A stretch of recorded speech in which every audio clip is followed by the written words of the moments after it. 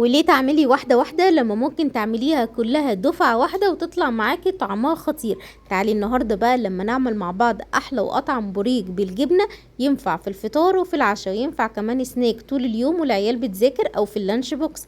كوباية من المية، معلقتين من السكر، معلقة كبيرة من الخميرة، ربع كوباية من الزيت، معلقة كبيرة من الخل الابيض، وهندوب الكلام ده كله مع بعضه مع الاضافة لمعلقة من صلصة الطماطم المعلبة.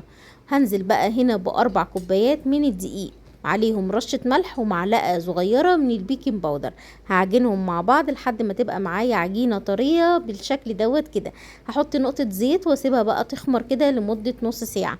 بعد ما خمرت معايا هبدأ ان انا افردها على الرخامة بالطريقة دي بأي قطاعة عندي، او حتى كوباية او طبق. ابدأ ان الحجم طبعا اللي تحبيه. انا هحشيها جبنة براميلي وبتتقفل بالطريقة دي كده. معايا بقى في صينية هدهنها دهنة حلوة من الزيت وارص بقى فيها البوريك.